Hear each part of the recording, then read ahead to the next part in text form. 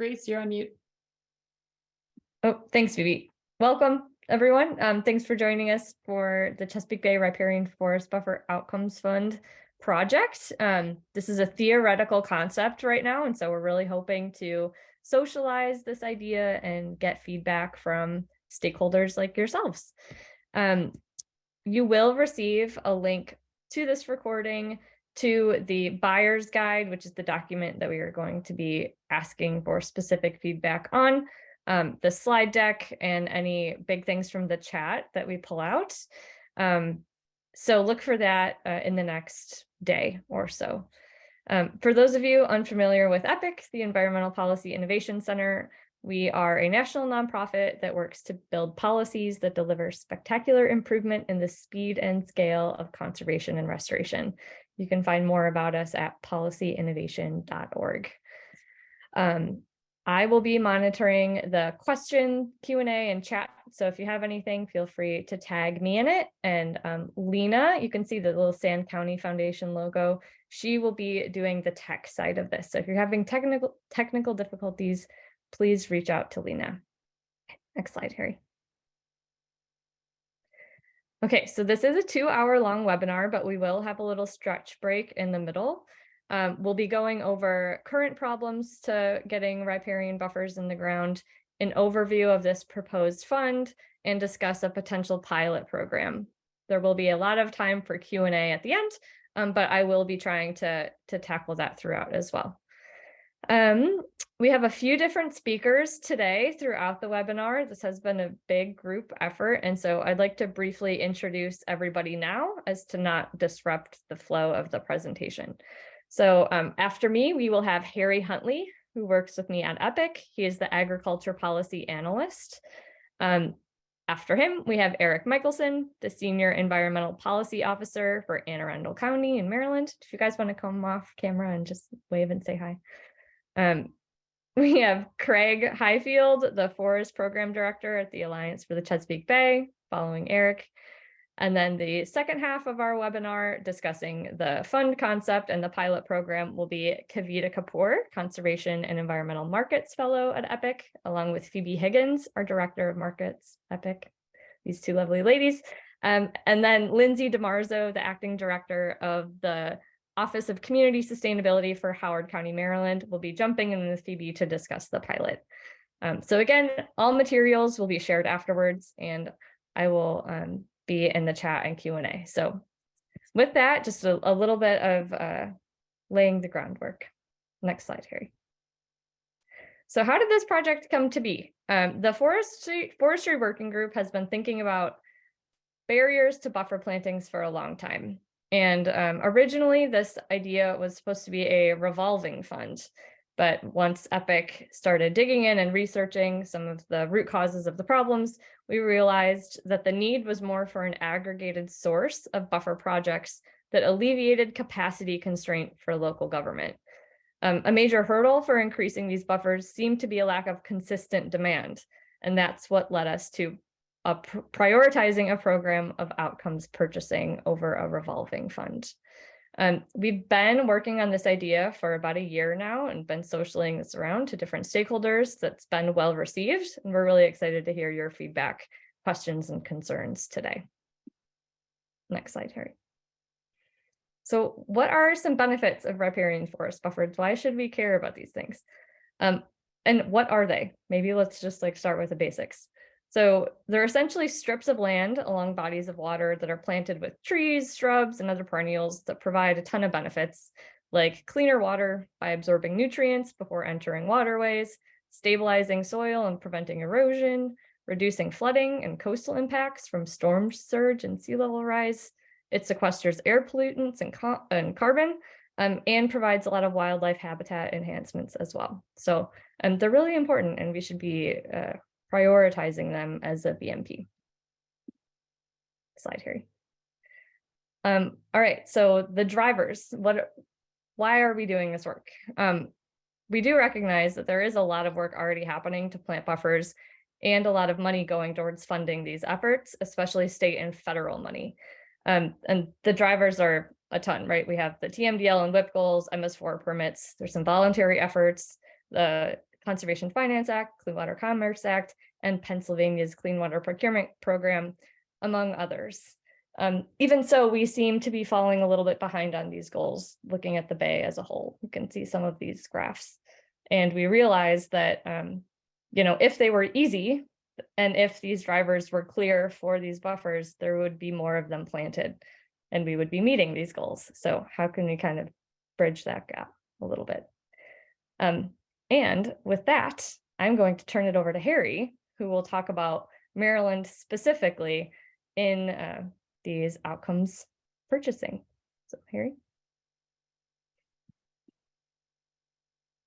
Hi, folks. I'm sure some of you have heard me talk about this before because it's one of my favorite things in the whole world to talk about.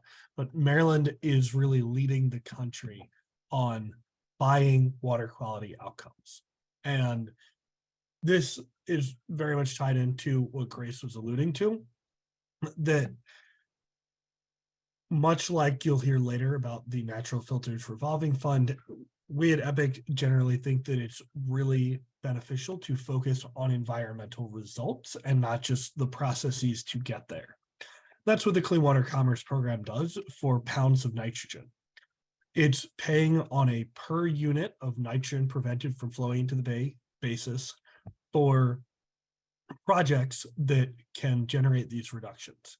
And it actually has an additional prioritization for what's called natural filters and ditch management practices. And that certainly includes riparian forest buffers. So they sort of get an extra little boost. This is a $20 million a year program. And I want to start off by walking you through how it works right now, but then we will also get into a little bit of the history of this program. Fundamentally, it works really like how government might buy any commodity. Think about a pound of nitrogen prevented as maybe the same as a ream of paper. So the state puts out a request for proposals, and they're interested in who can provide us with this good at the cheapest cost. An entity, maybe it's a local government, maybe it's a for-profit restoration company, maybe it's a conservation nonprofit. We'll submit, here's what we're going to do. Here's how many pounds of nitrogen it will prevent from flowing into the Chesapeake Bay. And here's the dollar cost for that. And thus, here's the dollar cost per pound of nitrogen. That amount of nitrogen is based off of a model that probably many of you are familiar with, the Chesapeake Assessment Scenario Tool, that's used bay-wide to establish the WIP goals. And in addition to considering the pounds of nitrogen, the program does also think about other co-benefits. So is the project located in a community that's been historically overburdened? Is it helping us adapt to or mitigate climate change? But ultimately, the state looks at mostly the dollar cost per pound of nitrogen and selects projects. Companies then go, and let's say they're using a riparian forest buffer, they go out and they plant their riparian forest buffer, and once the trees grow to size and are actually preventing nitrogen from flowing into waterways, those companies or nonprofits are paid back based off of the pounds of nitrogen prevented. So you put your trees in the ground, they grow up over the course of 2 years. In year 3, we know you're getting, just making up numbers, you're preventing 100 pounds of nitrogen, and you said it would cost $10 a pound. So year 3, you get paid $1,000. Year 4, you get paid $1,000 up through the expected life of the practice. And we think that this really ultimately will result in cleaner water for everyone. Emerging research is showing that using this sort of pay-for-success model can be up to 3 times as cost-effective. And you'll hear a little bit more about that, I think, from Eric. But, this is quite a blurry slide, but I borrowed it from the Department of Environment. This really goes to show what proposals look like. And this also is useful for realizing where this program came from.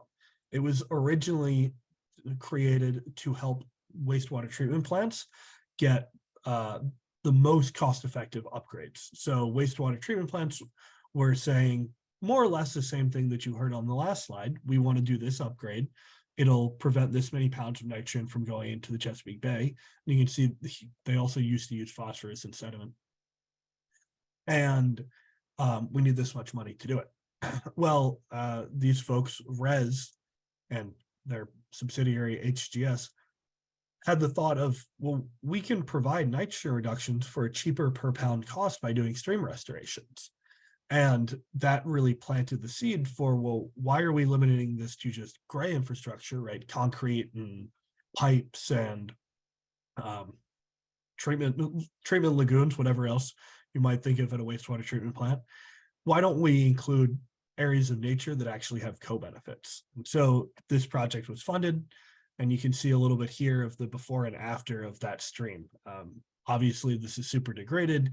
You can see how the sediment is getting carved out. That probably was leading to lots of phosphorus running into local streams and into the Chesapeake Bay.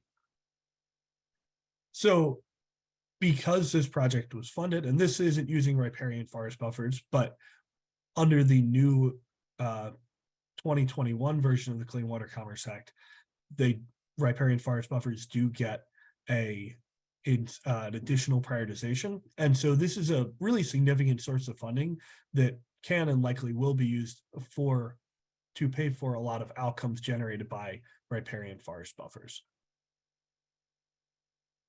And the way that looks and the way the state is currently in the process of doing that is they've already put out their request for proposals. They got a lot of proposals, and they narrowed them down based off of the price of nitrogen per pound, based off of how much phosphorus, how much sediment, the impacts on climate change and environmental justice. And you can see right here, this second to last column is called natural filters, because projects get an additional benefit or prioritization if they are natural filters, such as riparian forest buffers. So the state has gotten all their projects, they've scored all their projects, they've actually just finished picking which projects they're going to fund with this $20 million per year. And they'll hopefully be announcing that this week. That's the last I heard as of this morning. So this is a significant source of money. It is one that we expect will continue in perpetuity. It's funded by the Bay Restoration Fund, and so it's a yearly appropriation. But the program is authorized through 2031. And as folks plant riparian forest buffers, they can use this money as a source of repaying them for their efforts. So now I'm going to turn it over to Eric, who I believe is going to talk a little bit next. Thanks, Harry. My name is Eric Michelson. I am a deputy director within the Anne Arundel County Department of Public Works. I run the county's Bureau of Watershed Protection and Restoration. And I'll be talking a little bit about our pay for performance water quality program that we've had in place for a number of years now. It's not exactly what we're talking about in terms of riparian buffers, but it's certainly a model that could be easily adapted to that process.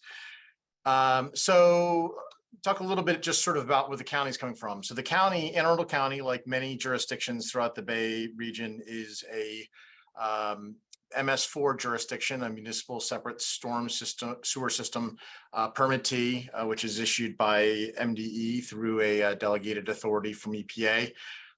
For us, that requires essentially that, and through jurisdictions in Maryland, that requires that we essentially provide, among other things, stormwater treatment for portions of the county that were developed before contemporary stormwater management controls. That's the primary currency of our permits, this impervious surface treated essentially. And we've had now 2 permit cycles that have required significant amounts of restoration activity along those lines. And when the county got its last permit in 2014, there was just a gigantic amount of restoration that was required as a condition of that permit. And one of the things that we struggled with was how are we going to do all of that work through a conventional design bid build process that the county managed and had to adhere to county procurement timeframes and some of the other kinds of issues that folks who've spent any time in local or state or federal government understand. And so as part of that effort, one of the things that we did very early on was we developed a couple of tools. First, we created a traditional, like a grant funding mechanism. We put several $100,000 into a pot with the Chesapeake Bay Trust, which is if you're in Maryland or in the Bay region, it's the organization that basically manages the money from the Chesapeake Bay license plates. But they are also an administrator of grant dollars from other sources, including from local governments. And so we gave them a chunk of funding essentially to grant out to local nonprofits who were already doing a lot of restoration work in the county, but this allowed them to increase the pace and scale of their work and become, or continue to be really a parallel implementation entity to the county. And so this matrix, which is actually part of a document put together by an organization called Environmental Incentives, which is based out of Lake Tahoe, I think is a really helpful way for understanding the backbone of what we're talking about, the kinds of things we're talking about today, which is finding ways to lower the risk to buyers and to increase the reward for producers, and in the service of that, basically lower costs and speed up implementation. So that traditional grant funding, which you can see here on the upper left-hand corner of this graph, is a situation where there is generally relatively high risk for the grant maker. So if the county makes a grant to a nonprofit and they go belly up or somehow are unable to execute the project and have spent through the money, there's a fair amount of risk to the county as the funder of that, because there's likely going to be very difficult to get those resources back if something goes amiss. Thankfully, that doesn't happen very often, but it's certainly a possibility in terms of happening. And conversely, there's fairly little opportunity for producer reward in a grant situation. There may be money for administering a project but the idea of including a profit margin or other kinds of incentives in a grant is usually discouraged, if not disallowed explicitly. And so oftentimes the entities that are undertaking that work are doing it because it's mission driven. That's part of their sort of charitable organization, and that's just what they do. So they're undertaking it. So that's one tool, and that was a tool, like I say, we put into the toolbox pretty early on.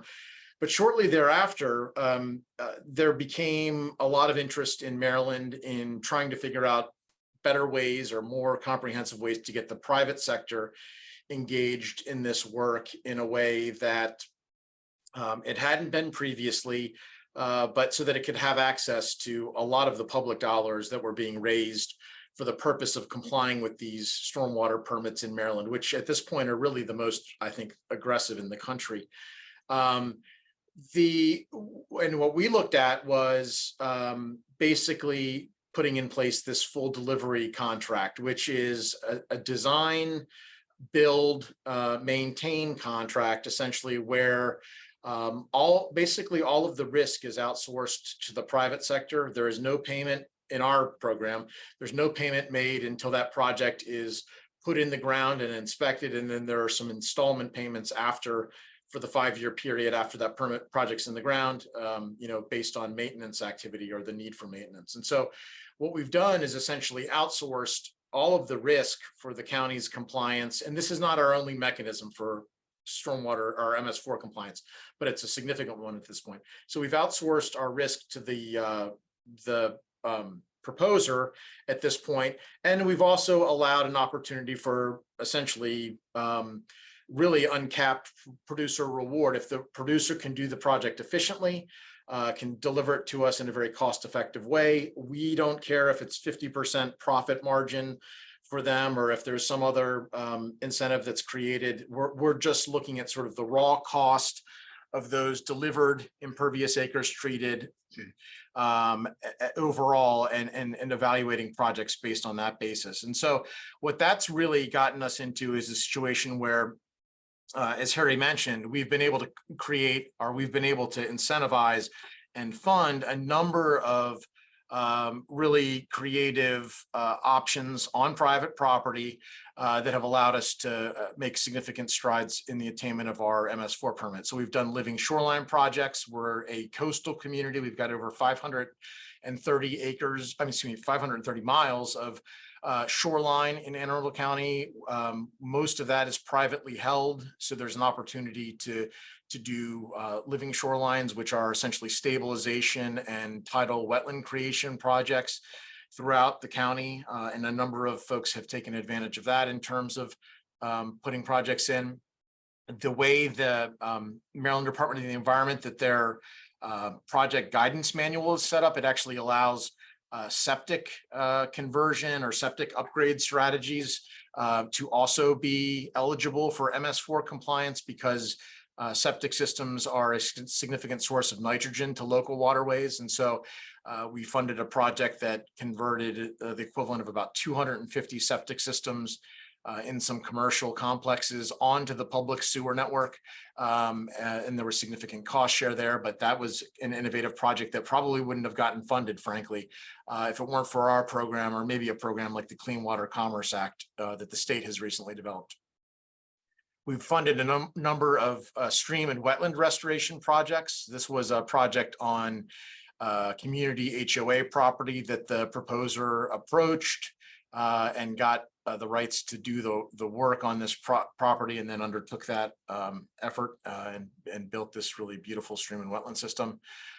Again, this is a more recent living shoreline project that was funded through the program. That's Chesapeake Bay Bridge in the background there.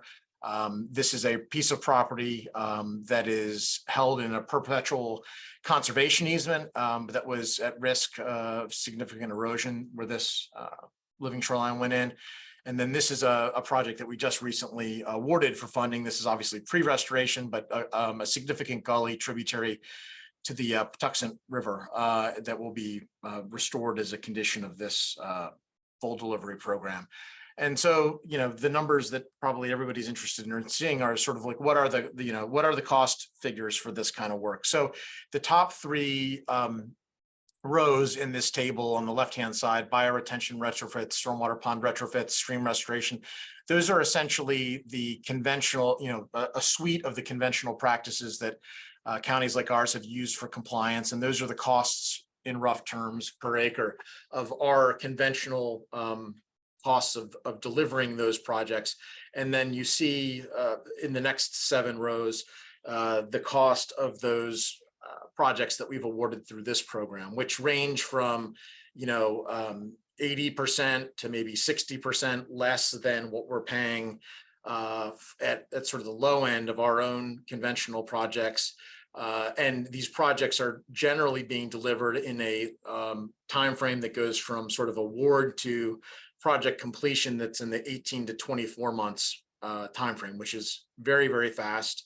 I would say the county projects are probably generally in the 4 to 5 year time frame in terms of initiation to completion. So the incentive to get that project done quickly and efficiently, obviously, also aids with quicker implementation. Just a few bullets in terms of pros and cons of this approach. Some of the pros are that it creates the opportunity to have an element of your program, if you run a stormwater program or some kind of environmental resource management program, that can be sort of explored in this domain. Obviously very scalable if you are happy with your results, or it could be scaled back if you're not happy with the kinds of proposals that you're getting. Like I said earlier, it outsources most of the risk basically to the bidder, as opposed to putting that on the implementation agency, which is helpful. Definitely is a strategy to drive down costs.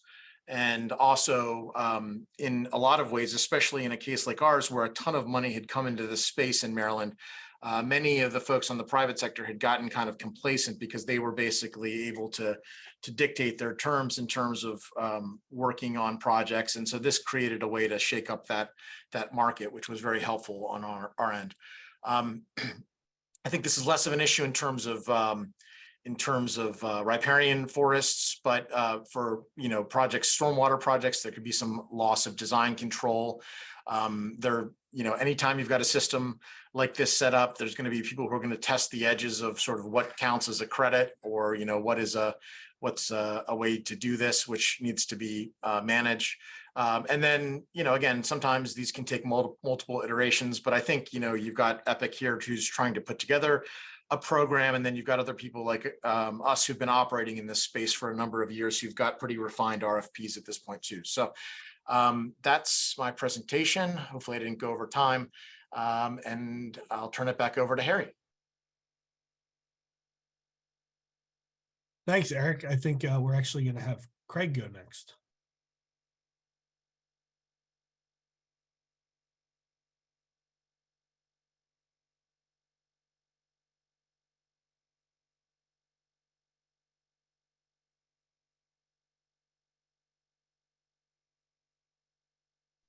Okay. Hi, I'm Craig Highfield. I'm the Forest Program Director for the Alliance for the Chesapeake Bay.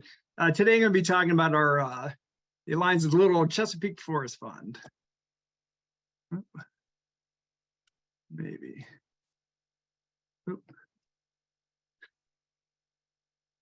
Okay. First of all, kind of the mission of our forest program at the Alliance is really resource building and engagement. So getting private landowners involved in the management of the resources. We do some forest management projects. We promote forest management. And probably the biggest thing we do in the forest program is reforestation. So we operate in all the Bay states right now. Most of our reforestation is in Maryland and Pennsylvania, and we're starting a little bit more in Virginia as well. But we are a nonprofit. We've been around a long time, but 95% of our funding is really grant funding, typical for a lot of nonprofits. So a lot of the buffers and upland forests that we're planting do come from grant programs. Eric mentioned that early.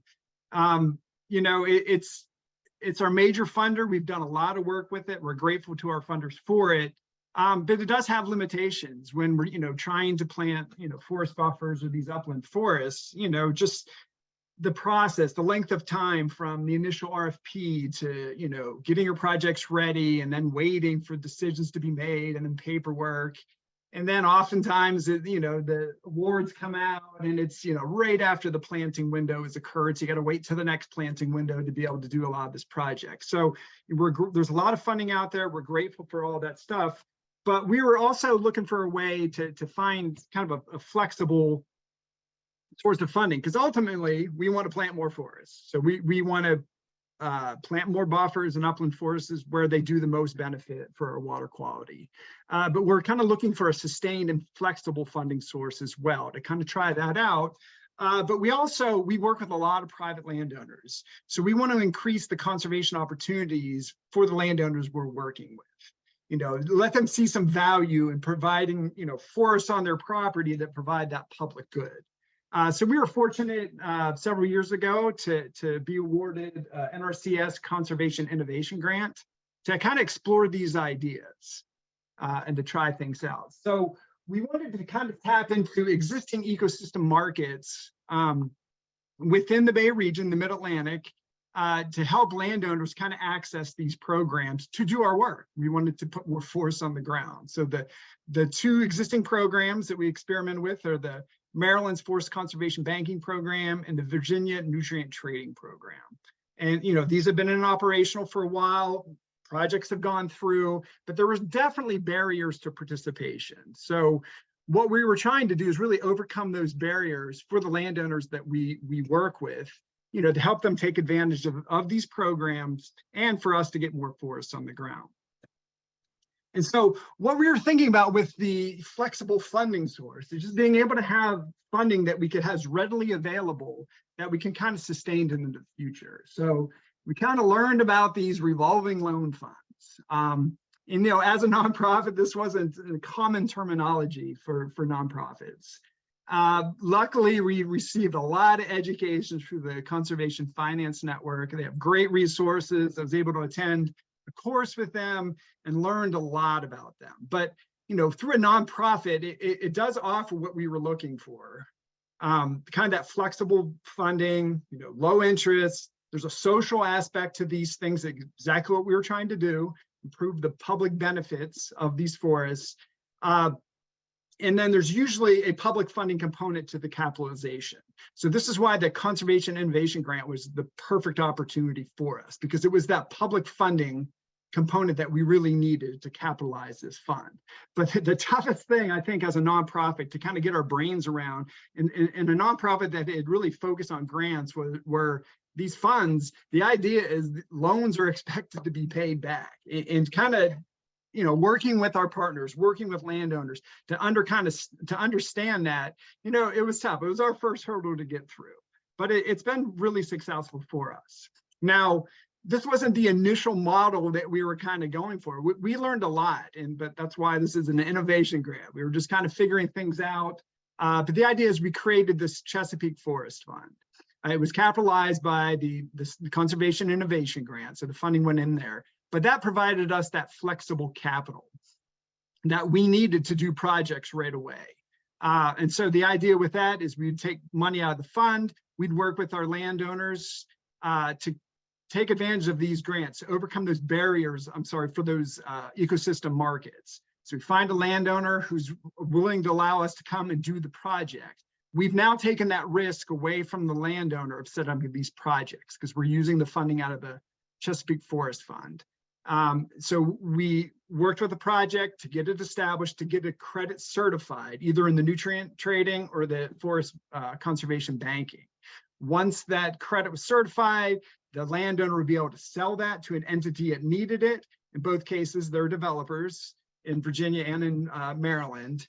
And then with the proceeds of that sale, the landowner pays us back what we invested into that. It doesn't really pay us back. It actually, the money goes right back into the Chesapeake Forest Fund, where it's available to us to do more projects. This was really all really new to us. We're used to having landowners signed landowner agreements for all our reforestation projects through grants. It's just, they're willing to have this project on their property, but this was kind of a step further. So, we had to work with our own lawyers to help, lay out kind of what this grant agreement would be, the payment and the terms, when we'd get the money back, and kind of the legalese of this agreement. So that was a new step for us. But here's kind of the example. So in Maryland, we were going to work for the Forest Conservation Banking Program. Most counties have some sort of forest conservation banking program, but we wanted to go to an area where there were a low supply of credits, but high demand. And there are a couple counties out there. Carroll County just happened to be, the ideal county to work in. They have a great program there. One reason is there's no in lieu fee there, meaning that a developer can't just pay the county to cover the cost of the forest that needs to be mitigated for. And they only allow for afforestation banks. There's no forest retention banks in Carroll County. So you had to plant. So there was always a constant demand for credits there. Credits were going for about 16,000 per acre at the time we were working. And so here's one project that we did with a farm out in Carroll County, out in Westminster. Here's a 5.4 acre forest bank, 2 sections of that farm. They weren't producing anything agriculturally, but they were a tremendous asset to that existing forest there. So added to the existing forest is out there. The landowner could make $86,000 just for the sale of those credits, 86.4. But that is kind of where is it again? Okay, that is kind of the barrier, because even though you could make that, the landowner would have had to put out $37,000 just to get a forest bank on their property. They would have to understand where to go to find the technical resource providers to be able to do this, navigate through the county. So we were able to kind of take that challenge away from the landowner and do it ourselves by implementing the project. We're also able to put up the surety bond that allowed the landowner to start to sell some of the credits right away, right after the planting of it. So that's an extra $32,000 that we were able to put down through the forest fund, with a total investment for us at about $69,000 on those acres. So immediately that demand was high, and they started to sell credits. You know, we were hoping to go to other counties to be able to do this, but we just found so many projects in Carroll County, and the moment was right for it, that we invested in several other projects in Carroll County, got them started. And it's been pretty great so far.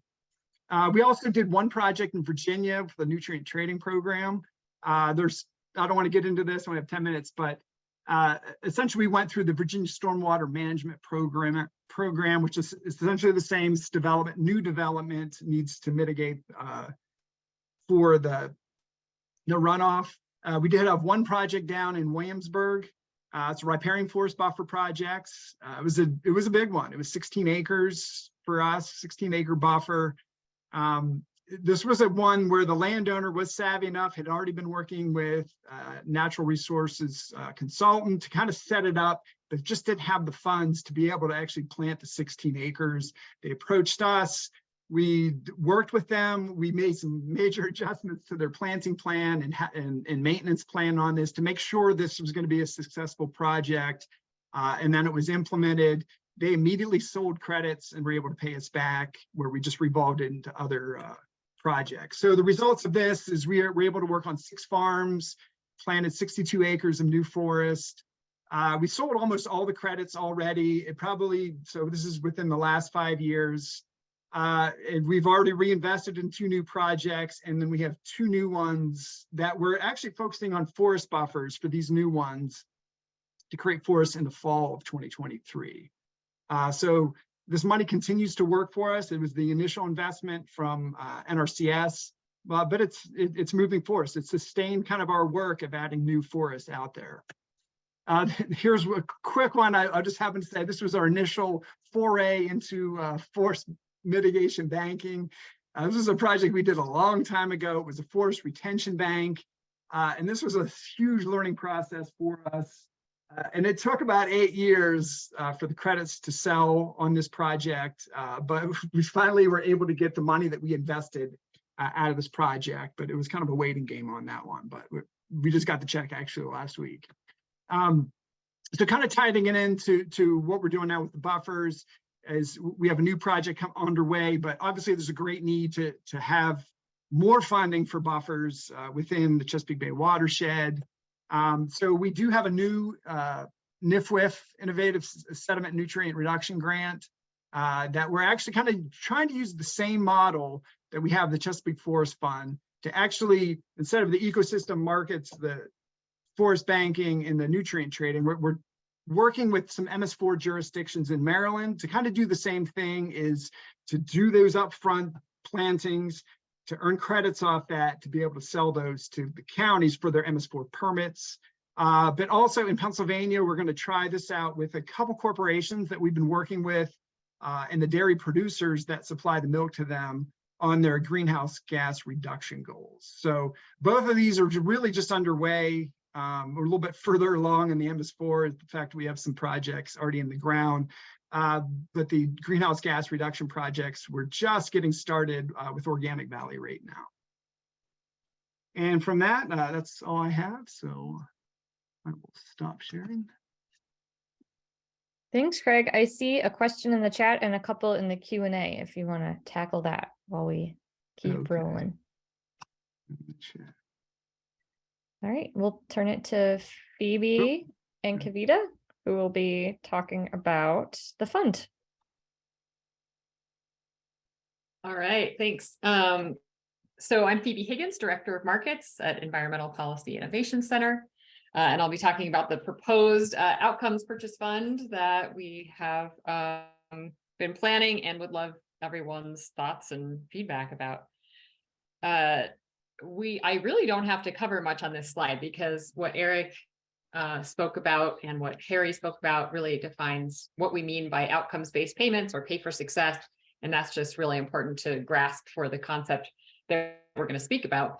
So just to summarize, we are talking about a system where, or an approach that involves paying someone to produce verified outcomes, not paying for activities. So as opposed to traditional procurement, where a project developer might get reimbursed for time and materials monthly or quarterly, we're talking about payments that are paid out at the time of verified outcomes.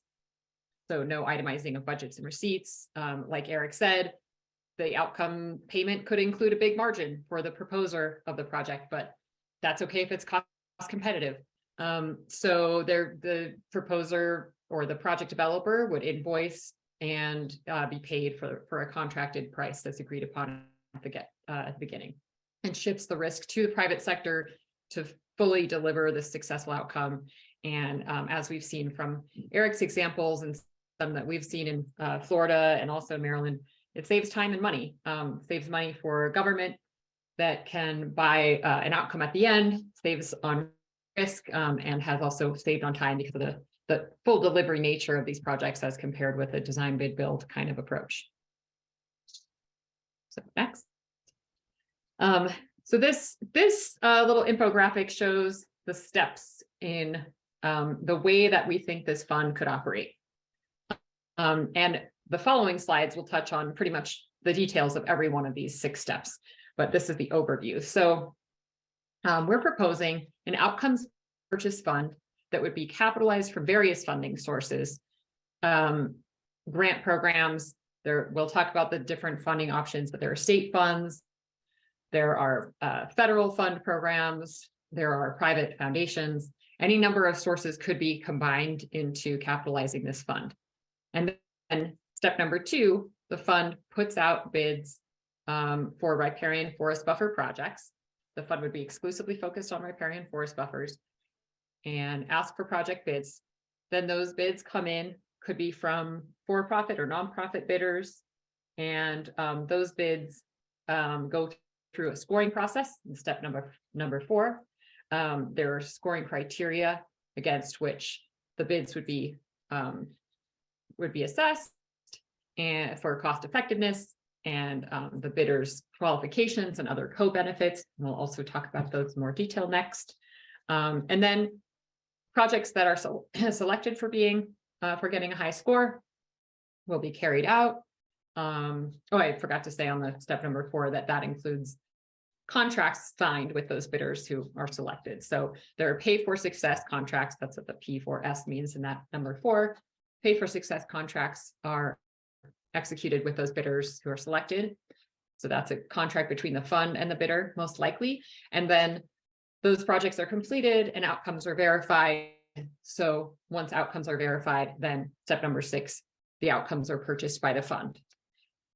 An alternative to this, maybe starting as early as step 4, is that another willing buyer could enter and be part of an agreement, party to that agreement with the bidder, and directly purchase outcomes. So that's something we're going to explore in this webinar. We want to talk about the different ways in which we could structure that and ask our attendees today to weigh in on what would make the most sense in their case, if they might be a willing buyer, such as an MS4, or even a voluntary buyer who would like to purchase riparian forest buffer outcomes. And right now we're thinking about this fund ideally as something that could scale up all the way to being region-wide, because the goals are Chesapeake-wide, but most likely it would make sense to start at the state level, and even before that with a small-scale pilot, which we'll also talk about. Next. So the key, one of the key things to working out an outcomes purchase fund is, what is your outcome? We think acres of riparian forest buffer established is a pretty good outcome, easy to measure. When you measure in acres, then you can also more easily calculate other benefits like carbon benefits off of an acre, and it just becomes a simple commodity, the acres of riparian forest buffer established. And we think using the Chesapeake Bay Program Guide to define what counts toward Bay Program goals makes it also easier for people who already use that guide and are in the region and we understand the counting, like let's not add new ways of counting buffers and buffer acres and all that. So there are a couple sections of that program guide, A12 and D7, that define how rural and urban forest buffers are, like defines what they are. The recommended buffer width is always 100 feet, but at least 35 feet minimum with 2 different types of vegetation. And then there's also the Chesapeake Bay Program Forestry Work Group's BMP verification guidance, which will help with verification of outcomes. And we think because, again, this is outcomes-based purchase, not just like how many trees did you plant, but did you establish a whole acre of riparian forest buffer? We think verification might need to happen in year 3 and year 5 to ensure that you've had successful survivability and that you're really achieving a true verified outcome. Next. So we were talking about in that list of steps, proposals would be scored by the fund and then selected based on 5 different criteria. This scoring rubric is based on a hybrid of the Maryland Clean Water Commerce Act application and the Anne Arundel County Stormwater Program, as well as some things we were thinking about that would be unique to this fund. But we would suggest that this would be revisited after a pilot round has been completed, and that way we can ensure that the right incentives are being created to deliver a balance of projects across urban and rural geographies, a range of project sizes, and ensuring that we don't exacerbate environmental injustices. So this is not something that has to be set in stone from day one. So the first piece of the scoring is cost effectiveness, which we would characterize as price per acre per year, acre of riparian forest buffer established. So price per acre per year, and that would be 50% of your score out of 100 total points. So up to 50 points, that one. So the bidders would need to say, you know, I'm going to deliver this many acres at this cost, and also clarify, is this a 15-year contract? Is there permanent protection? So if you have a conservation easement that lasts in perpetuity, you would have a much more cost-effective project because a per year cost would be lower. Then bidder qualifications, which would be based on letters of reference, team leadership resumes, history of projects. There may be other materials we could come up with to substantiate bidder qualifications. And then we have 3 co-benefit categories. The bidder qualifications would be worth 20 points up to 20 points out of the 100. And then these 3 co-benefits each are up to 10 points. So first is environmental justice. The objective here would be alleviating environmental harms and risk by disadvantaged communities. So to the extent that a bidder could demonstrate that, they would be eligible for more points. And that might be based on locating in communities identified by a socioeconomic score of 80 or higher using Maryland's environmental justice tracking tool, or located on land owned or operated by a producer classified as historically underserved by USDA. The climate change co-benefit is about enhancing adaptation against climate change or mitigation of climate change, and that would include flood control and mitigation elements or disaster resilience.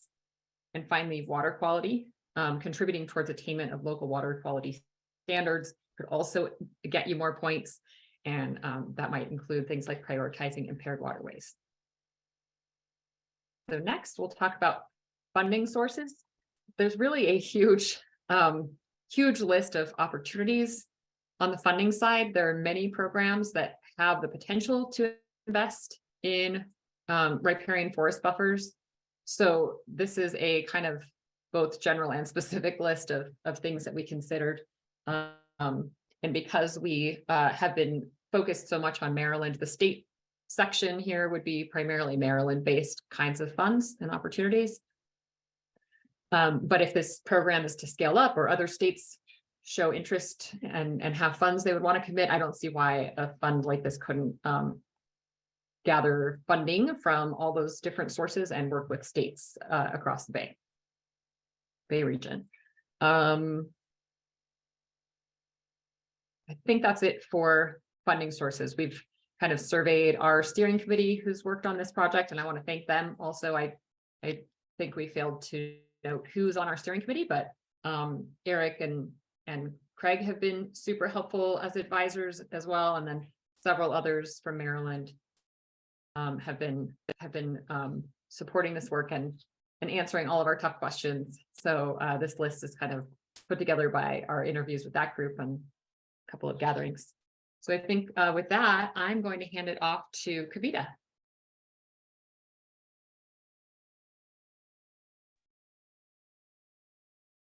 Thanks, Phoebe.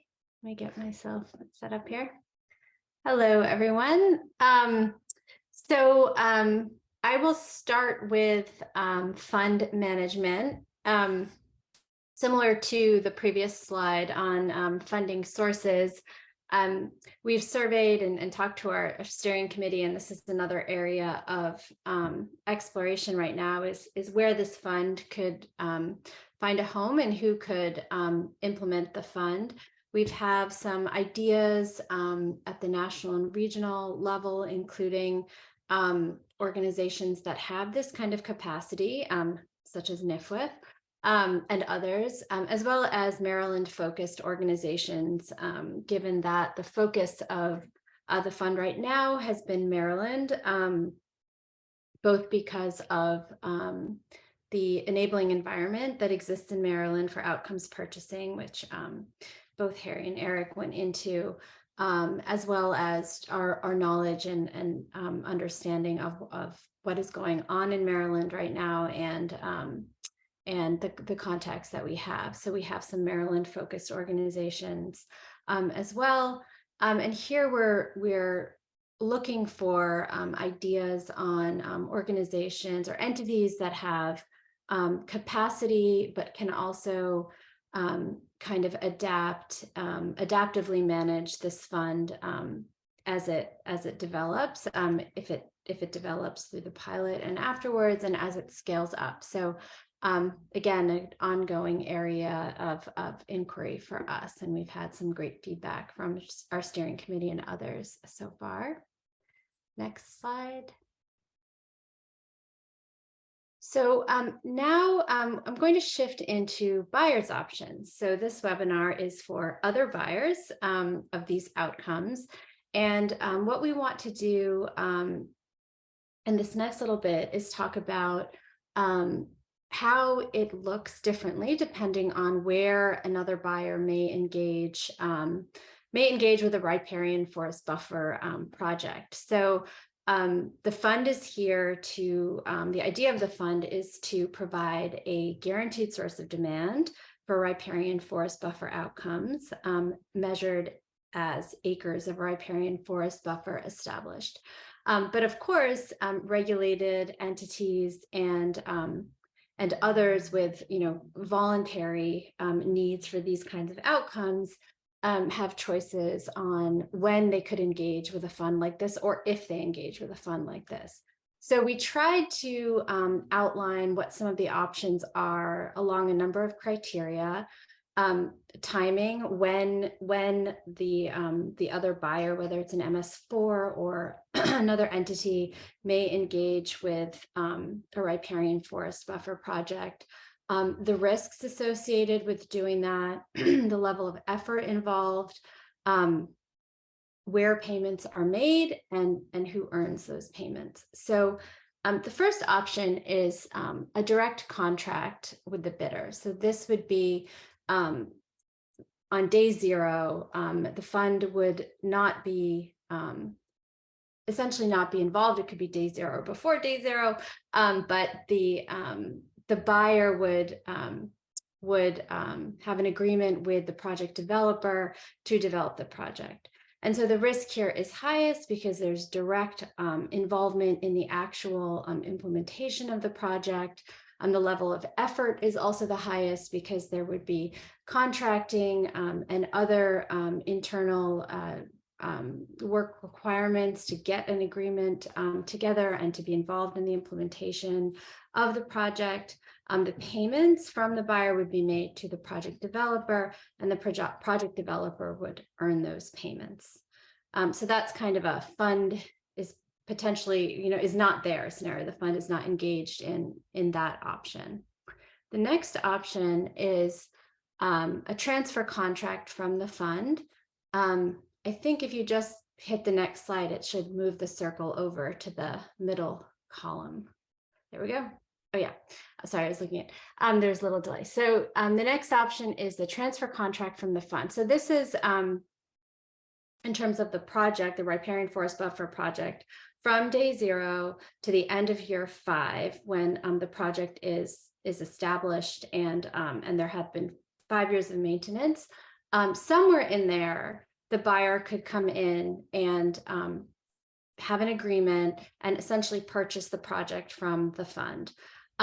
Because this happens over a variable time frame, there's variable risk to the buyer and variable level of effort. And the earlier the buyer comes into an agreement like this, the more they're assuming in terms of the establishment and maintenance of the project. The later they come in, of course, the closer they are to the final outcome being produced. And so the payment is prorated based on where the buyer comes in that project cycle, and the additional money, and we're saying an additional penny because they're outbidding the fund essentially, would be shared between the project developer and the fund, depending on where that came in.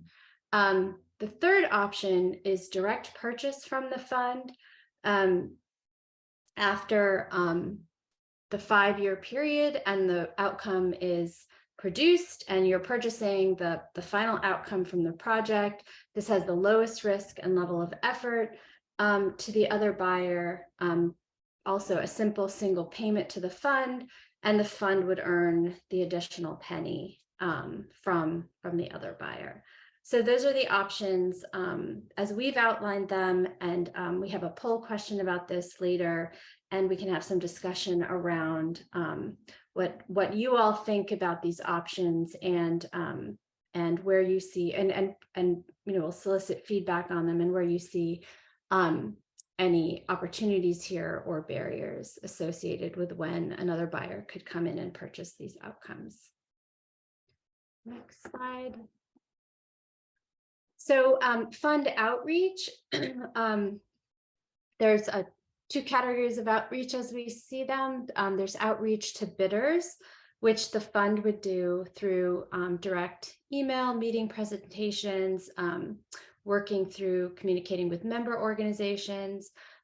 We expect that bidders would primarily be restoration firms, and then outreach to landowners would mostly be done by those bidders, or restoration firms or others that may bid for these projects.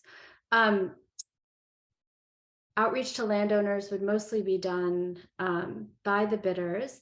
The fund may, however, do general outreach to landowners and other organizations like trade associations and farm bureaus, just to increase overall knowledge of the existence of the fund and what it's there for.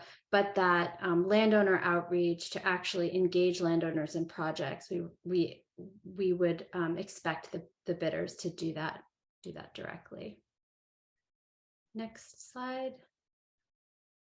So a sample payment agreement using the full delivery approach under this fund model would happen in 3 phases. And this sort of shows the outcomes purchase aspect of this fund, where a big chunk of the payment in this sample, half of the payment is made after 5 years of maintenance. So the buffer is established, there's maintenance that has been done, and you have an outcome after a full outcome after 5 years. And then the other payments are broken down into the earlier phases. So there is a payment made after planting, which is a smaller payment. Here we have 20%, and then another payment after 3 years of maintenance, and then the final payment after 5 years. So that really sets it up as an outcomes payment model. Next slide. So we also developed some price assumptions associated with these riparian forest buffers. We used the Maryland WIP goal of additional riparian forest buffers required of around 2,600 acres to come up with a total cost. And we used an iterative process. We used a number of data sources and an iterative process to come up with these cost estimates. And there will be another poll question about this, because we'd love feedback on whether these estimates look reasonable to you. We found in our research a wide variety of cost estimates based on where you are in the state, whether you're in a rural agricultural area, an urban area, or suburban area, and sort of the relative land value, whether there is permanent protection associated with the riparian forest buffer, and other factors. And we used cost data from a number of sources. We used financial assurance plans that MS Forests produce. We found some literature, we used CAS data, and then we conducted a series of interviews, as well as asking the steering committee for feedback on our cost estimates. And so we've separated out the cost estimates here based on the type of the area you're in, whether it's rural, suburban, or urban, and if you're looking at a shorter contract versus permanent protection through an easement, and what those costs look like. And again, we, for a variety of reasons, we anticipate that the acres would be distributed across rural, suburban, and urban acres in meeting those state level WIP goals. And so we've estimated a total cost of meeting that WIP goal of around $84 million.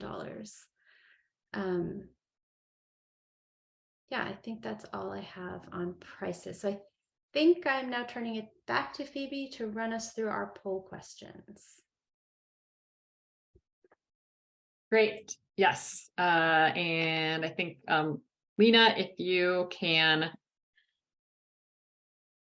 shoot the poll or hit go on the poll, we'll do question number 1. So we're leaving these 3 columns up there for you to remind you of the buyer's options. And we wanted to ask, which buyer's option would you choose if you were an MS4 or even a corporate buyer of outcomes, and you would like to purchase riparian forest buffer acres? Would you rather have a direct contract with the bidder, so you have kind of more control over the whole process and you get in on day 1?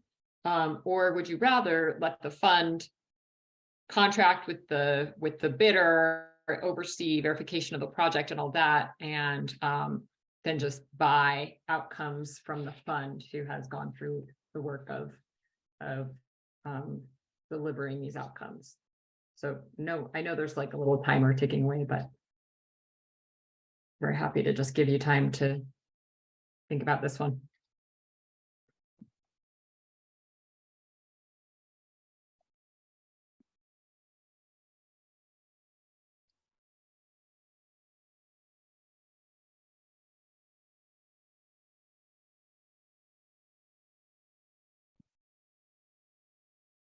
We've got less than a half of all participants who are doing the poll. So come on, folks. Yeah, I recognize some people may not be in the position of potentially buying outcomes anyway. So it's also okay if you don't really have an opinion on this one. But it's great to see some responses coming in. It looks like we're about up on this one, so I'm going to end the first one. Okay. And share the results.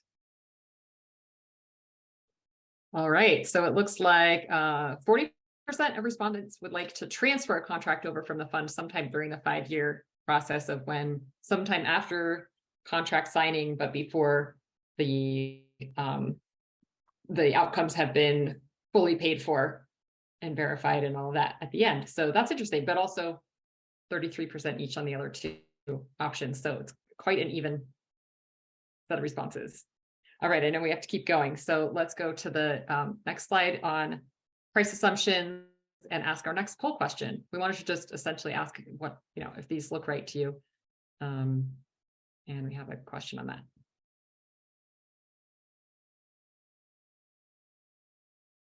I'm trying to get Lena, to are the you- next. I'm trying to get to the next poll question. There we go. I see it. Yeah. So we tried to leave room for you to say either yes, these assumptions look right, like this is what it would cost per acre established in rural and urban and suburban areas based on either 15-year contracts or permanent conservation easement. So really we're asking about that first column. Nothing in you don't have to make sense of the totals column or the acreage needed. Those are other assumptions, but just the basic per acre price of a fully delivered outcome. Would love to know if you think they look right, or if not, if you can say why. That would be great.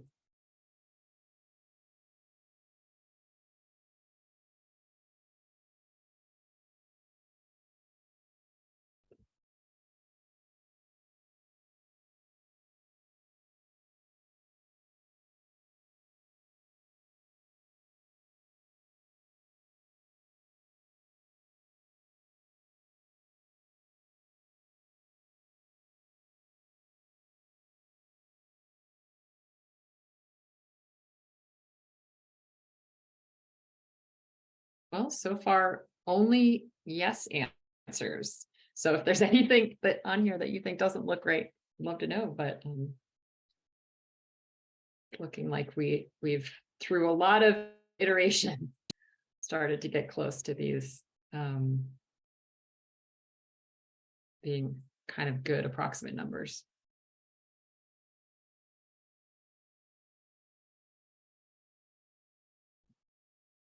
Getting some no's and some explanations, so that's great.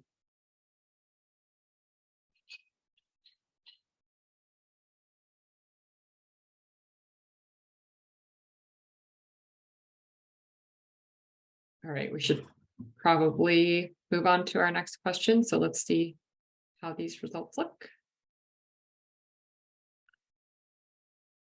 Are we able to see the explanations on part 2?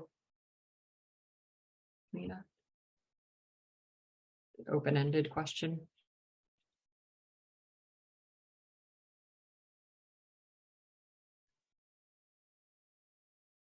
I can't see any of the, if anyone typed in a response, I can't see it.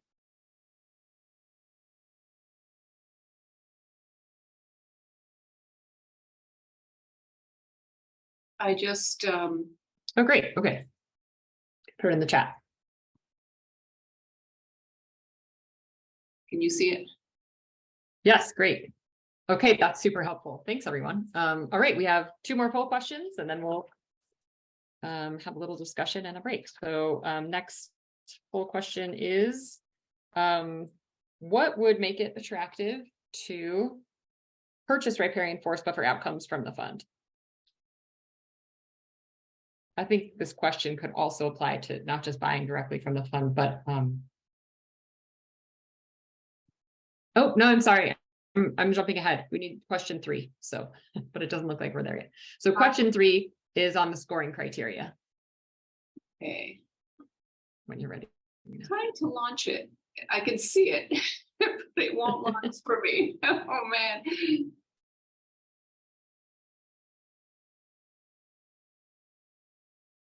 There we go. Okay, so we have our slide up showing you the scoring criteria again.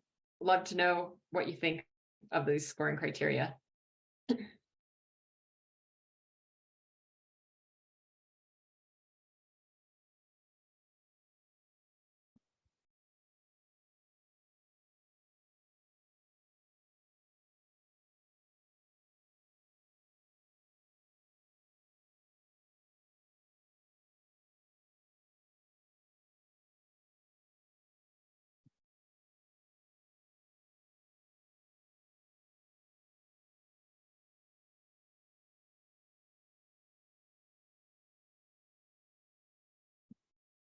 All right, just another few seconds on this one.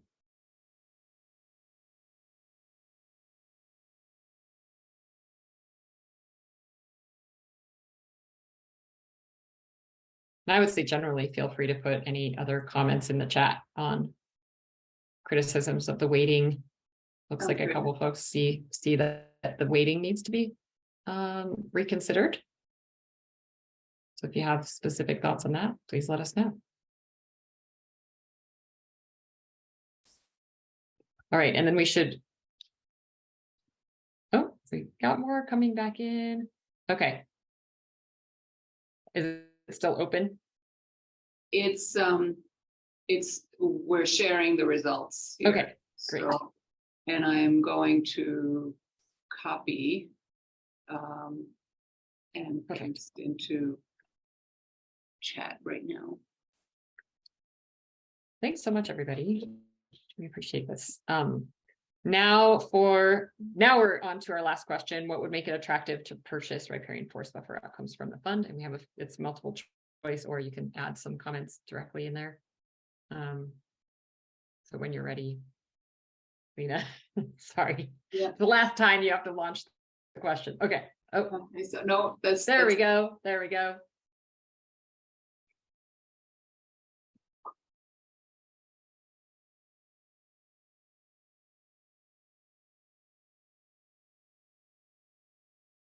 Are we good? Can you see it?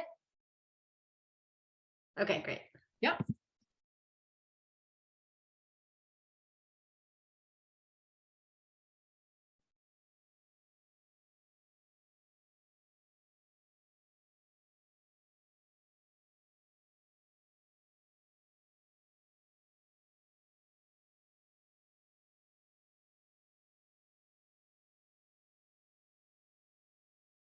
And it looks like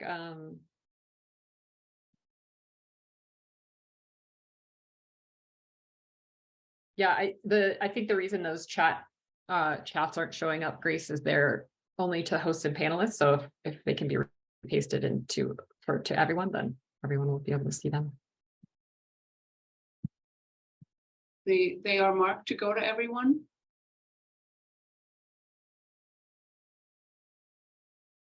But There you go. we will have a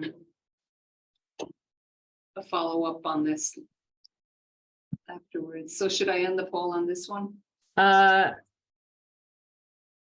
I think we're ready to end the poll on this one. Thanks.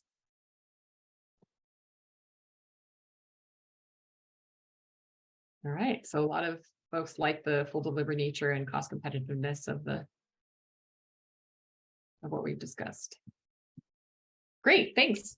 That's it for poll questions. I think we are we have another 9 minutes, I think, slated for discussion before our break. Is that right? So I'm going to hand it back to Kavita for some discussion questions, which I hope. Is there a way for us to let people off mute to discuss, or do we need to?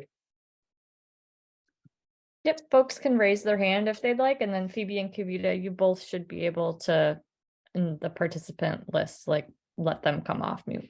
So Perfect. Thanks. Okay. Yep, I see that. Great. All right. So thank you all for those terrific poll responses. That really helps us to understand where we're at with our kind of direction and conclusion so far. So really appreciate that. So we're going to move on to some discussion questions. And again, we can see the attendee list. So if you just raise your hand, we'll go in order that we see you and allow you to come off mute and talk. So the first question we have involves your thoughts on the outcome as we've developed it for this business plan, acres of riparian forest buffer established. And again, we went with this one because an acre is an easier unit to convert to other things, whether you're looking at carbon sequestration benefits or water quality benefits. And so we went with acres and also with an established acre to provide that that greater certainty in the outcome. So any thoughts on this outcome?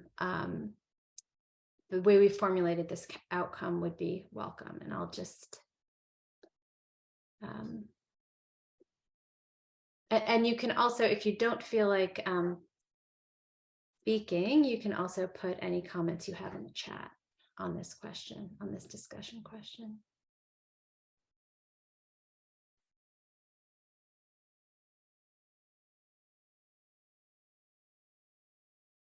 I'll just give maybe a minute or so and to see if anybody.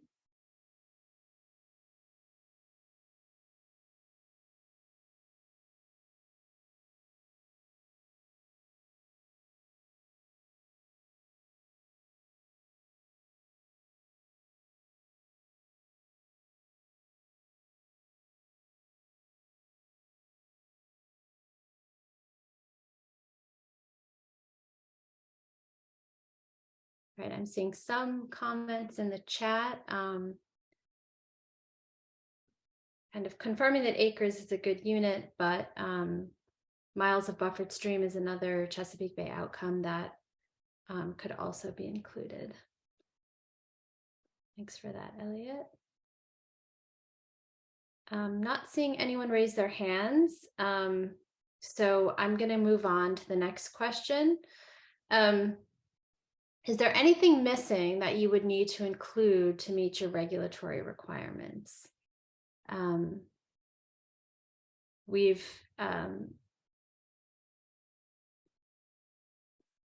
identified that the outcome is acres of riparian forest buffer established, minimum 35-foot buffer width, and 2 types of woody vegetation. Are there other things that you would need to count this against your regulatory requirements?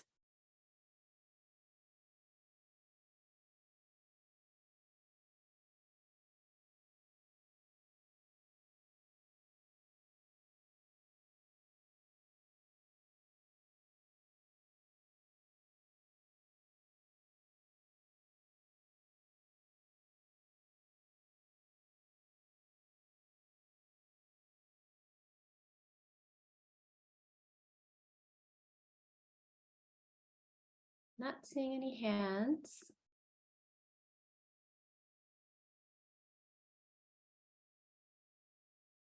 All right, I'm going to move on to the next question in the interest of time.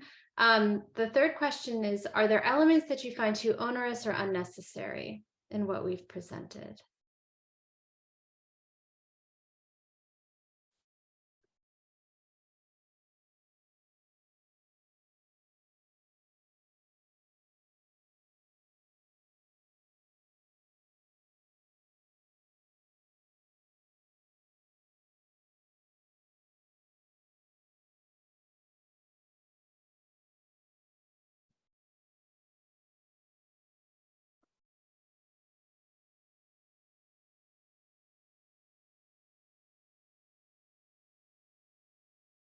All right.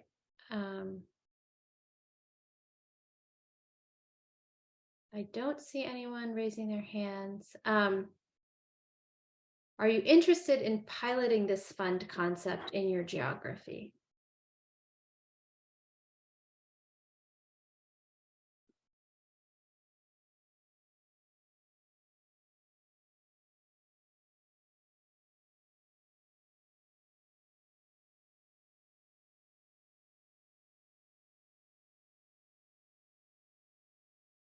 Maybe can you see, I just want to make sure that I'm not missing hands up. I don't see any hands up. Are you able to No. just? Okay. I don't see hands either. Okay. All right. I do see a question that just came in. Is there a size criteria for projects to be eligible? How small is too small? On question 2. Okay. No, that's a good question. I mean, we have talked about size and whether or not we could.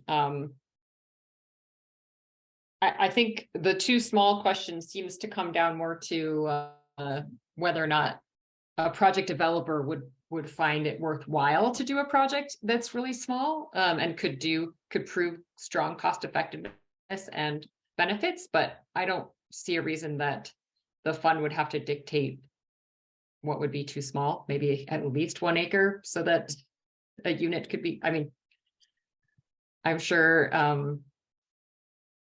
there's a lot more that could be sussed out in at least the pilot phase, if not before, to make a decision on that, but good question.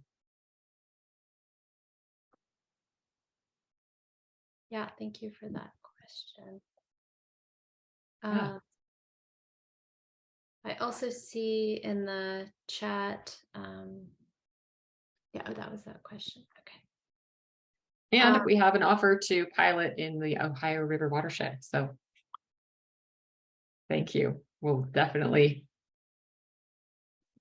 be in touch with you. And we'll get into the pilot after the discussion, but the idea is really to refine the ideas that we've presented, the components of how the fund would operate, understand more the pricing, and to do that, to have information come back from you know, different geographies, from rural areas as well as suburban and urban areas. Okay, I'll move to the last question. Are other BMPs, aside from forest buffers, more attractive to you in meeting your regulatory or other requirements? And we'd love to know why. We've done some research on this in the course of this project, understand like what MS4s are typically using to meet permit requirements, but any additional information that you could provide would be helpful.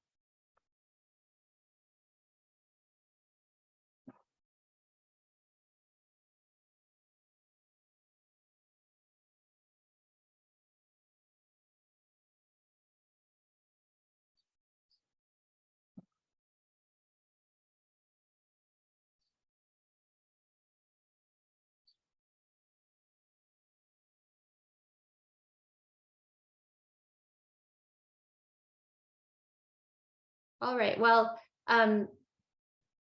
we would welcome feedback on these discussion questions or any other feedback post-webinar. Including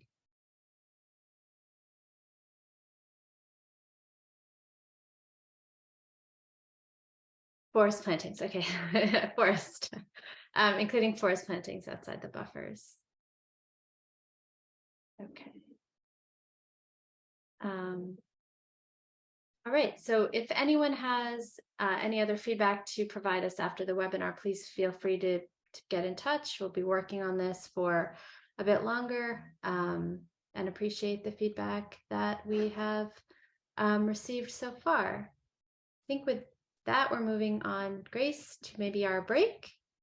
Yep, I think we'll come back at 5 after the hour. It's just, I don't want folks sitting in their chair for too long. If you need a quick drink refill or bio break, now is the time to take it. Yeah, so 5 after, 9 minutes from now. Thanks everyone.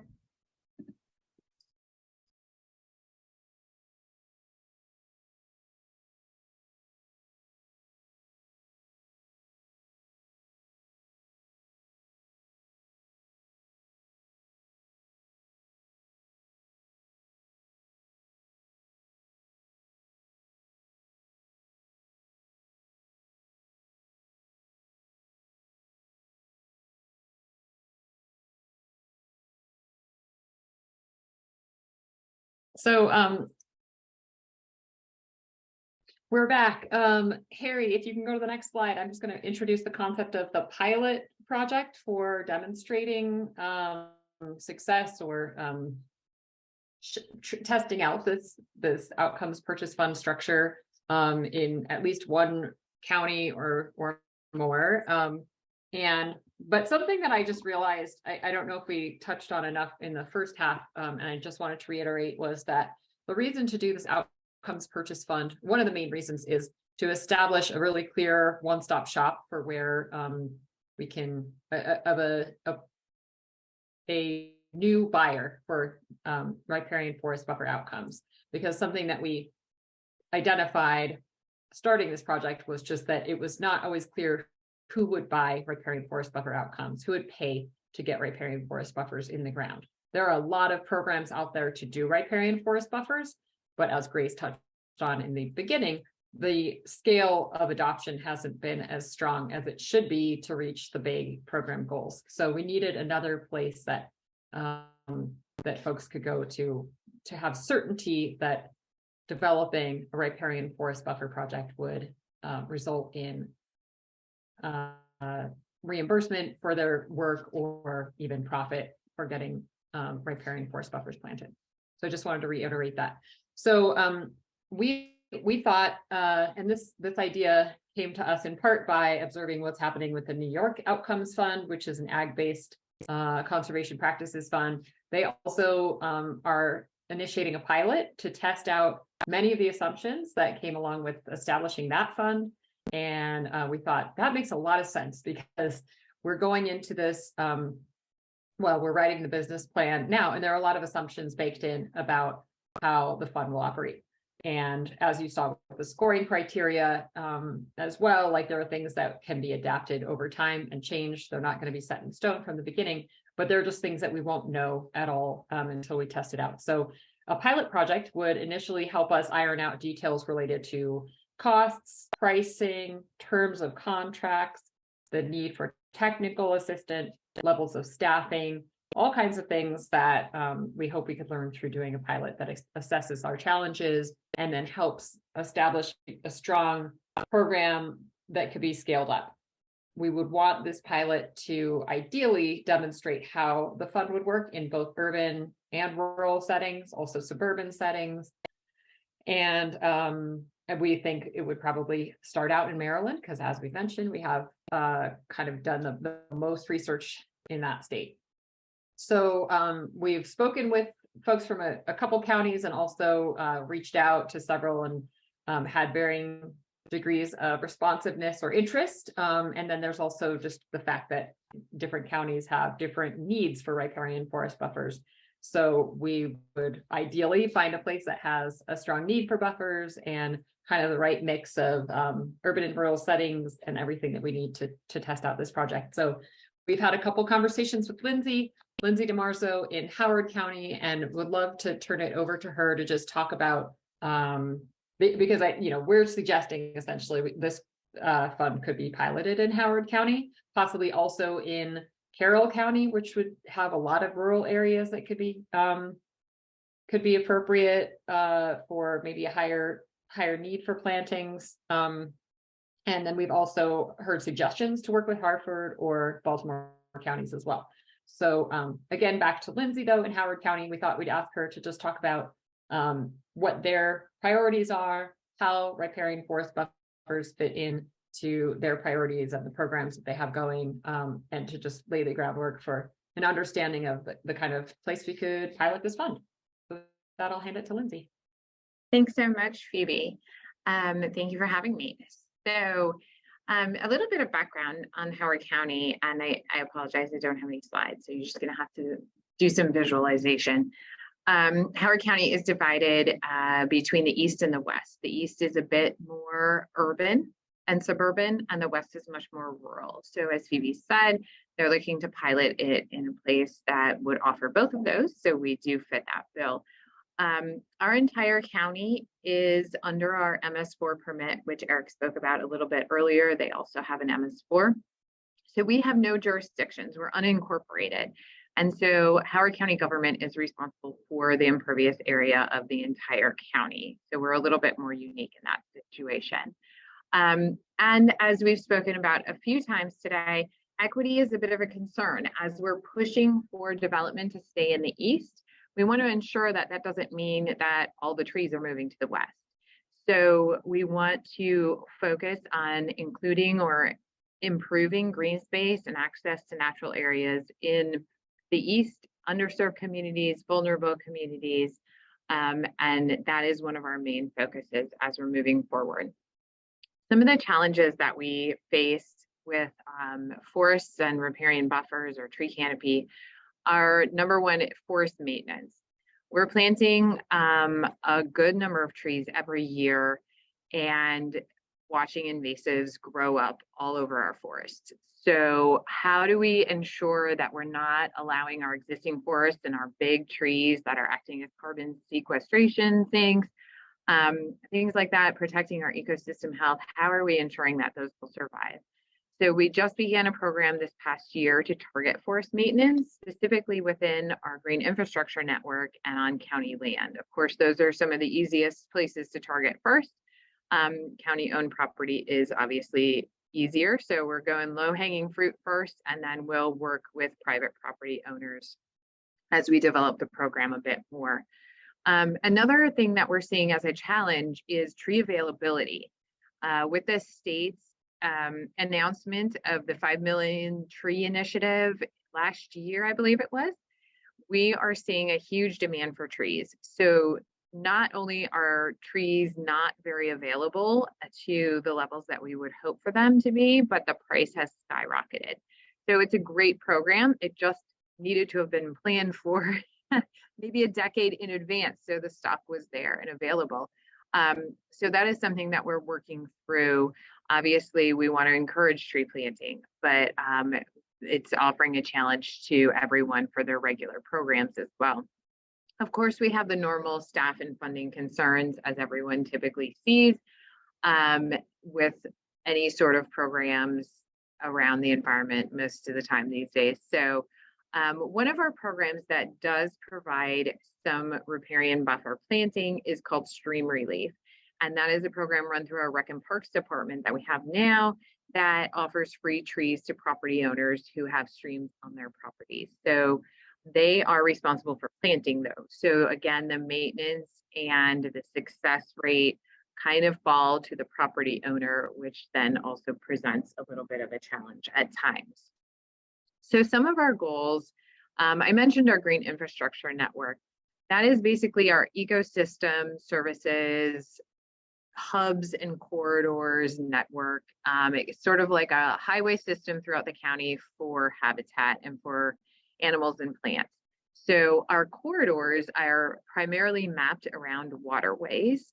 And so we are focusing on enhancing our green infrastructure network to ensure that it is protected and it is as viable as it can be to provide those important natural areas. And so by doing that, by default, we are focusing on our waterways as we're looking at our corridors, expanding and creating buffers where there might be gaps. Recognizing the multitude of benefits that trees provide, we also included a lot of information in our soon-to-be released climate action plan regarding improving the protection of streams, our green infrastructure network, and existing forests. So looking at increasing these buffer widths for streams, working with developers to alter plans if there are impacts on streams and buffers, potentially having them be restored as part of development, outreach to landowners, which I said is a bit of a tricky one. People love to mow down to the edge of their stream. And then prioritizing forest protection in floodplains and riparian areas. So we do have a lot of big goals outlined in our climate action plan along the lines of riparian buffers and tree canopy expansion. So we are looking for options. And so we are excited to have this as a potential pilot that we can utilize as we move forward in exploring and implementing those actions. I'll turn it back to Phoebe. Yeah, thanks, Lindsay. I think your comment about tree planting resources is really good to highlight as one of the areas that we would hope this fund might help a little bit, where as Lindsay mentioned, the access to tree supply has been a challenge, and establishing a clear and consistent demand for riparian forest buffers through this fund, we hope would also make it possible for project developers to do their own investing in nursery programs, forward contracting for trees and supplies, like that certainty that there's a market there, hopefully creates a little bit of incentive, if there even needs to be one beyond like the program that you already mentioned, but just the knowledge that trees will get sold because there will be a need, and it will be an ongoing need for a little while. So just wanted to address that and say, you know, establishing this this known riparian forest buffer purchaser in the marketplace should help with something like that. So I think with that, we're open to questions, discussion, and we have plenty of time allotted for it. I'm guessing we may not need all of it, and then I think next steps. So yeah, I'd invite any of our other panelists to come on camera if you're able. I actually have a question, if we don't mind starting. So for Eric and for Lindsay, you guys are our county government folks, and I'm interested if you could just provide a little like background on your position within the county that allows you both to sort of think in these innovative ways, and how others maybe in similar positions could like learn from your steps that you've taken moving forward, as we think about like where to pilot and folks kind of workshopping this idea. I'm just curious to kind of learn a little bit more about your role in your prospective counties. Lindsay, go ahead. I was just going to say, Eric, go ahead. Okay. So as you mentioned, I'm currently the acting director for our Office of Community Sustainability.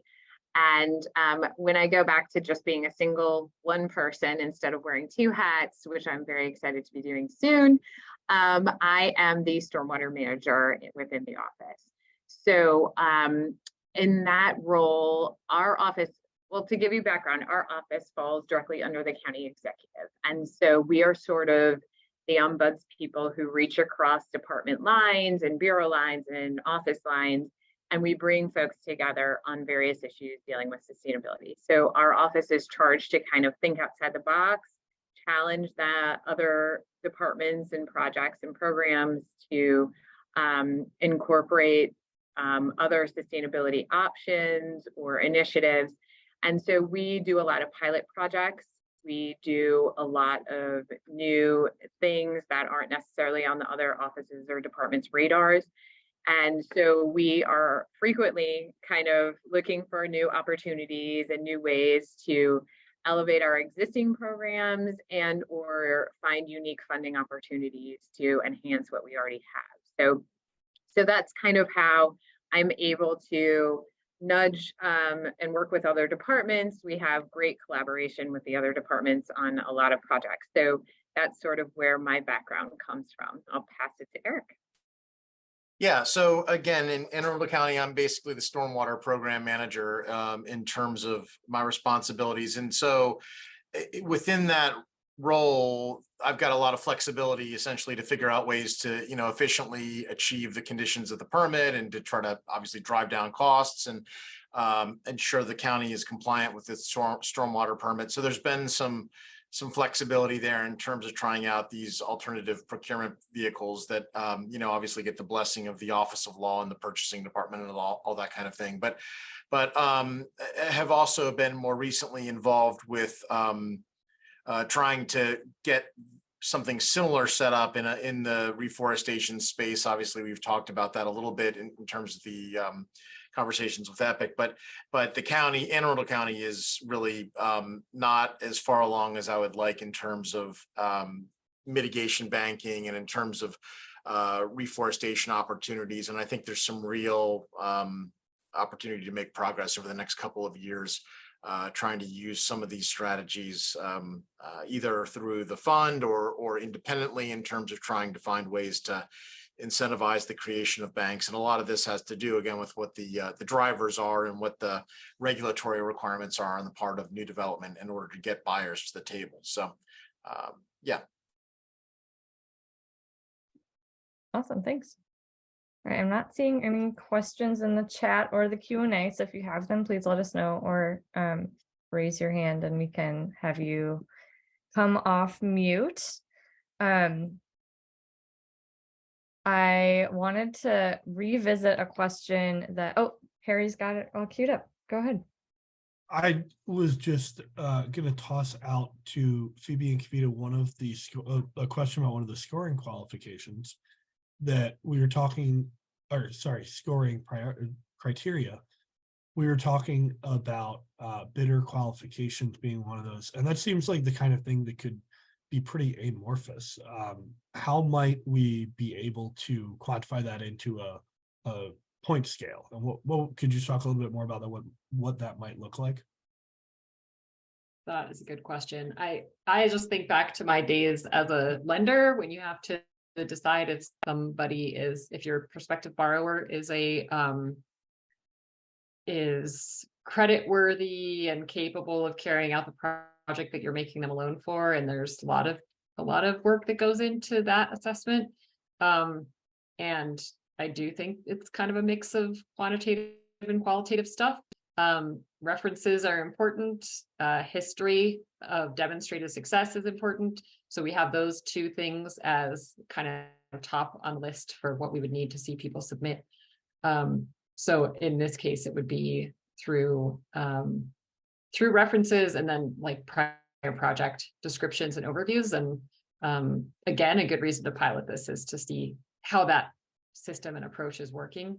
And I think a big question mark that something we just haven't filled in yet on this project is who's going to be the fund manager. And ideally, it's somebody who has experience and expertise in selecting projects for investment of some sort or another. So I think if we're fortunate to find a group that has a track record of doing projects like this, then they hopefully also have systems that they may feel comfortable with and that we can rely on to do that scoring and, make the system better over time too. Maybe that is a good segue. We had a question about the third-party verification of outcomes and all that stuff. And so I wonder if you wouldn't mind just taking a minute or two to kind of outline what you see the main responsibilities of the fund manager. What are the key things that we think that we would want them to do or be able to do? Yeah, I think, so on that question, I noted in the response in the Q&A that we have a line item in the financial projections that includes verification of outcomes.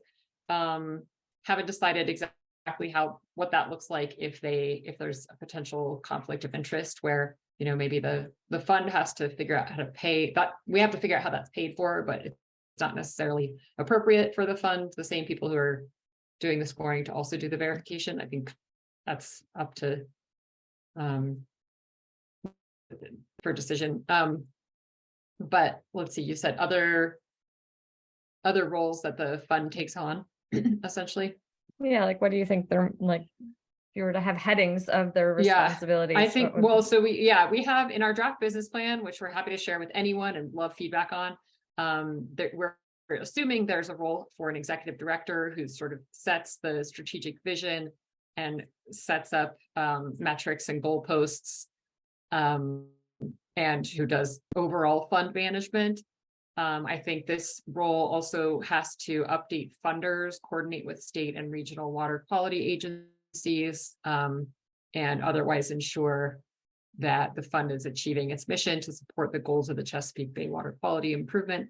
So there's kind of that overall vision setting and engagement with funders. Then I see a pretty high need for expertise and capacity in doing the contracting and outcomes procurement role. So that's probably a lot of direct engagement with bidders, and depending on who's doing the fund managing, that's either in-house or could be contracted out even. And you just, you obviously need that to know what is the fund committing to, tracking any proposed outcomes, and ensuring that funding is sufficient for all the proposed contract needs and all the outcomes payments that will be coming. And then we mentioned the verification role and the fact that there would need to be some funding covering that, but not necessarily that has to be done in-house by the fund. We also talked about the idea that the fund would have to produce an outward-facing dashboard that demonstrates what outcomes will be available to purchase for other bidders who might like to outbid the fund by a penny and take over those contracts. So there needs to be some maintenance of that record keeping, and that could be public facing and transparent.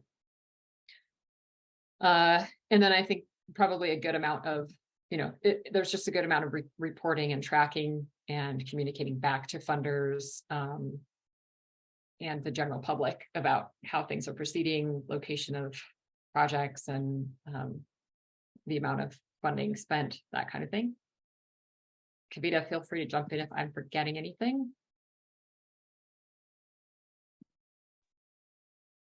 Oh, trying to unmute myself. No, I think that I think you got all the buckets that we've outlined in the business plan. And again, happy to share this business plan with anyone who's interested and have feedback on other capacities that a fund like this may have, may need to have, and also how these capacities may change depending on like where the fund is housed, because it could be that these wouldn't be necessarily new things that would have to be funded in the administration of the fund, depending on where it's housed and the existing capacities of the entity that implements it. Awesome. Thank you both. Well, in our last few minutes, I just want to thank everyone for joining us. This is a really cool project that we've been working on for a year, and it's exciting to see the research and like deep thinking that all of us and others have done start to be turned into implementation ideas. That's really exciting. Next steps, your immediate next step will be to receive an email from me. It will have this recording. It will have Eric's RFP. I already have that in there. It will have what we're calling the buyer's guide, which is essentially a condensed version of the business plan with an audience of other buyers like local government folks. That's what we're asking for feedback on. And in there, it has Phoebe's email to send any feedback on, or also if you want to request the full business plan, like they said, they're more than happy to share. So we're asking for feedback on the buyer's guide 2 weeks from today, which is June 15th. Additionally, we're looking for fund managers and potential pilot locations. So if that's something that you're interested in exploring with us further, please get in touch. I think, am I missing anything, guys? I think that covers it. Yeah, that was great. And any other, if people see a role for themselves in the development and implementation of this idea, we would love to hear from you. Yeah, so thank you all, and look for an email from me in the next day or so, and we will keep moving forward. Appreciate your time today. Thank you. Thank you, everyone. Bye. Thank you.